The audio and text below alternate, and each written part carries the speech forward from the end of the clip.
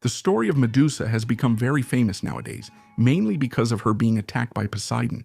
And even after going through that, she was later turned into a monster by Athena. But that's not the only version of the story, nor even the first version. Many portray her as a monster from the very beginning, and that's what we're going to look at here today. Which Medusa would be the real one, the villain or the victim of the story? I think everyone knows the monster Medusa from Greek mythology. Along with the Minotaur, she might be one of the most well-known creatures of all, appearing in many movies and games out there. In the past, I would say there was kind of a consensus among people that Medusa was a monster in the literal sense of the word. In other words, a villain who was hunted by Perseus. At least that's how she appeared in the movie Clash of the Titans, which I watched for the first time on SBT. In that movie, in fact, she was actually quite scary. Perseus and his companions were scared to death of facing Medusa and had to fight with their eyes closed. And several of them still ended up dying in that battle and turning to stone until Perseus killed her. And we also have the Gorgons in God of War, which, by the way, before I studied mythology, I used to call all of them Medusa. Even there, it seemed like there was a Medusa breeding ground, right? One would show up all the time.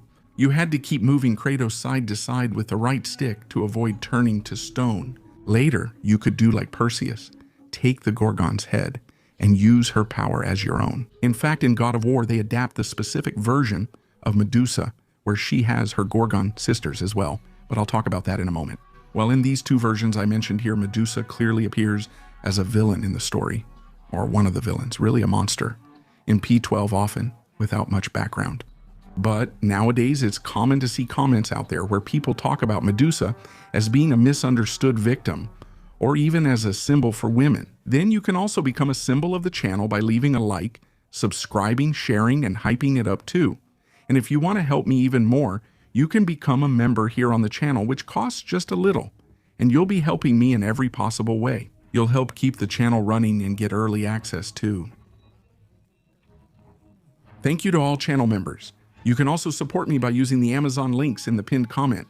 I receive a portion of the proceeds. Many people don't know, you can also buy any of the products shown on the screen. But Perseus didn't kill Medusa alone. He had help from some gods. And it was also because of Perseus that Medusa had some children. Well, here's what happened.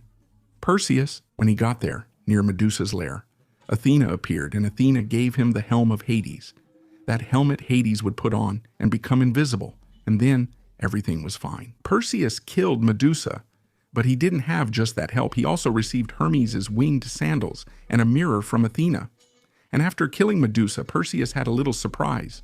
Medusa gave birth right in front of him, with two beings emerging from her neck. Pegasus, the famous winged horse from Greek mythology, who, according to the earliest myths, wherever Pegasus struck his hoof on the ground, an inspiring spring of water would burst forth. One of these springs was called Hippocrene, which was located on Mount Helicon. Another one who was born was the giant Chrysaor. Chrysaor is usually described as a giant, even as having a more humanoid form, but in other places, he is considered a winged boar. There's even a vase where it's actually kind of cute. Pegasus appears flying like this, as a handsome horse, and next to him a tiny boar, a little piglet with two wings, which is Chrysaor. Another interesting thing to mention is that this form of Medusa, as we know her as a woman who is half human and half serpent, is actually something quite recent. I don't know exactly who created it. I would even say that it was Clash of the Titans that created this form, and then it ended up being used by Gloriphoria and others. But anyway, the original form of Medusa is that of a woman who has legs and a normal woman's body, but with a monstrous face with teeth that even look like a vampire's, two wings, and hair made of snakes. Let's start talking about all the versions of Medusa, beginning with what might be the original one, from Hesiod's Theogony. In this version, Hesiod presents Medusa as the daughter of Phorcys and Ceto, who are two gods representing the dangers of the seas. They are very ancient gods and are children of Gaia and Pontus, who are primordial beings from Greek mythology. And Medusa has as siblings, or rather sisters, the Grey, who are those famous witches that have only one eye and one tooth. And she also has her other sisters, who are also Gorgons, Stheno and Euryale. But there's a detail about the Gorgons. The only ones who are not immortal are exactly Medusa and Phorcys. Ceto gave birth to the Grey, with beautiful faces and gray hair since birth, and these are called the Grey, both the immortal gods and the men who walk upon the earth. The Grey sisters, Pemphredo, dressed in beauty, and Ino, dressed in saffron. And she also gave birth to the Gorgons, who live beyond the famous river Ocean in the far west. Alongside the singing Hesperides, these are Stheno, Euryale, and Medusa, whose fate is sad, for she was mortal, while the other two were immortal and ageless. Soon after that, Hesiod already appears, talking about the famous encounter between Poseidon and Medusa, but he never describes it as something forced by Poseidon. To be honest, it also doesn't clearly state it was consensual. However, by saying that they lay together in a spring field, I think it's possible to understand that it was all by their own will. Poseidon, the dark-haired one, lay with one of them in a soft meadow among spring flowers. But when Perseus cut off Medusa's head, from her blood sprang the great Chrysaor and the horse Pegasus, so named after the springs in the ocean where he was born. In another story by Hesiod called Shields of Heracles, he ends up showing a bit about how her encounter with Perseus was outside of an image of Perseus himself, kind of floating, because he was wearing the winged sandals, carrying a black sword on his belt, and on his back he carried nothing less than Medusa's head. The bag he used to carry this head was made of silver, and Perseus in this passage is described as being very afraid, even after killing Medusa. And it's no wonder he was being chased by her sisters, showing here that in fact in Hesiod's view the Gorgons really were terrible monsters. Even the hero Perseus was afraid of them. Among the scenes engraved on the shield of Heracles, Perseus was wearing the winged sandals, and over his shoulders he carried a black-bladed sword hanging from a bronze belt. He hovered in the air like a fish, quick thinking in his mind. His back was covered by the head of the monster, the dreaded Gorgon Medusa, kept inside a silver sack. An impressive sight. The sack was made of silver, but the shining fringes that adorned it were of gold. On his head, Perseus wore the helm of Hades, which granted him a terrible invisibility. Friend Idani advanced with the speed of someone fleeing from despair, while behind him, the other Gorgons came rolling through the air. Indescribable and frightening creatures tried to reach him with their hands over the shield, the sound of their footsteps echoing sharp and metallic. And around the belts they wore, live snakes coiled, raising their heads and flicking their tongues. Their teeth, sharpened by fury, and their eyes filled with terror, completed the horror of the scene. And above the heads of the Gorgons, panic itself trembled like a living shadow. Now let's move on to the most well-known version of the story today, which is the Roman version, rewritten and, in a way, even invented by Ovid, which appears in Metamorphoses. Curiously, he doesn't mention Medusa's parents here. In fact, he even mentions the Graeo as being daughters of Phorcys, but he doesn't directly say that they are related to Medusa. He doesn't mention her Gorgon sisters either, although he does mention that there is a land of the Gorgons, meaning Gorgons in the plural, right? But nothing about Stheno and Euryale. Perseus arrives in the land of Ethiopia after killing the Gorgon, and their king Cepheus asks about his feat. My brave Perseus, tell me, with what cunning, with what courage did you conquer the snake-haired head? My son of Agenor told him about the place where there is a safe stronghold beneath the mountainous mass of the icy Atlas. Near there lived two twin sisters, the Phorcides, or Grey, who shared a single eye, and how, with cunning and cleverness, he snatched the eye while it was being passed from one to the other. Then, through lonely, remote, and pathless regions, across rough slopes of devastated forests, he reached the land of the Gorgons, and in all the fields and paths he saw shapes of men and animals, all turned to stone, when he looked at the face of Medusa. But the main difference comes from the fact that here, Medusa was not the monster, at least not originally, but rather a priestess of the temple of Minerva, who is the equivalent of Athena in Roman mythology. Everything is told by Perseus himself in response to Chief Ali, who had asked him how he had killed Medusa. Actually, his question is even curious because he asks why among the sisters there, and I don't even know who they are because their names aren't mentioned. Medusa was the only one who had hair made of snakes. This tells you the famous story that she, while she was in Minerva's temple, was attacked by Neptune. And that's it. Athena thought that was absurd, since she was a virgin, and punished Medusa by turning her, who was once a beautiful woman, into a monster. After killing the Gorgon, Perseus traveled to the land of the Antaeans. The chief among them asked Perseus why she, Medusa, was the only one among her sisters to have hair intertwined with snakes. And Perseus answered, "What you ask is worth telling. Listen to the story I will tell. Her beauty was famous, the jealous hope of many suitors, and of all her charms, her hair was the most beautiful. That's what someone who claimed to have seen her told me. They say she was violated in Minerva's sanctuary by the lord of the sea, Poseidon.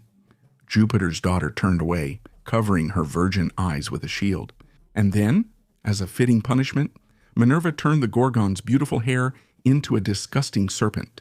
Still, to terrify her enemies, she displays the serpents she created on her armor. The way Perseus kills Medusa here is a little different.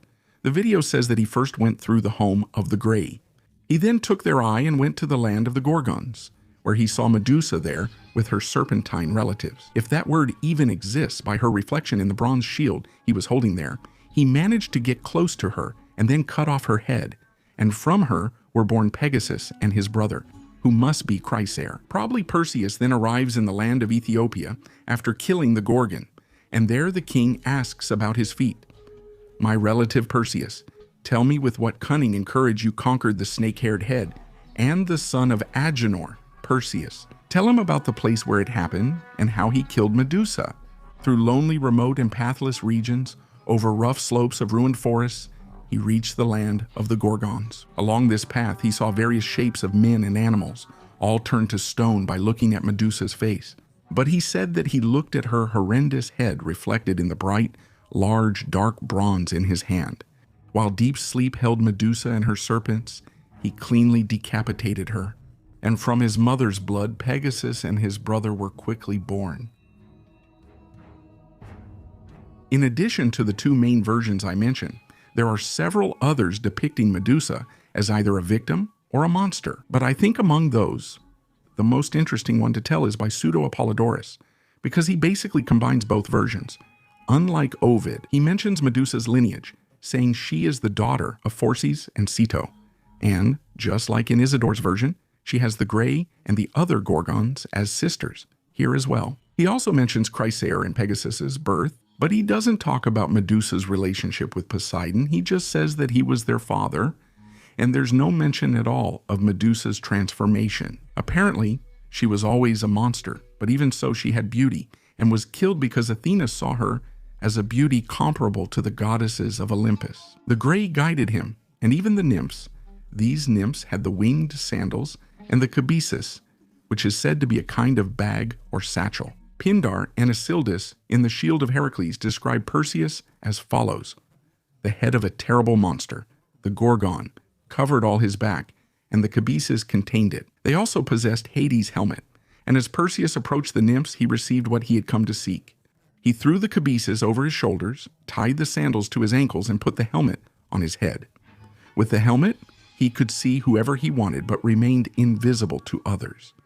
He also received from Hermes a sickle made of diamond. Perseus then took flight and headed to the ocean, where he found the Gorgons sleeping. Their names were Stheno, Euryale, and Medusa. The third one, who was the only mortal, was the one whose head Perseus was sent to bring back. The heads of the Gorgons were intertwined with serpent scales. They had large tusks like those of a boar, bronze hands, and golden wings with which they could fly. Anyone who looked at them would be turned to stone. That's why Perseus, with Athena guiding his hand, he kept his eyes on the reflection in the bronze shield as he stood over the sleeping Gorgons. And when he saw the image of Medusa, he decapitated her. As soon as her head was cut off, a winged horse named Pegasus and Chrysaor, the father of Geryon, sprang from her body. The father of these two was Poseidon.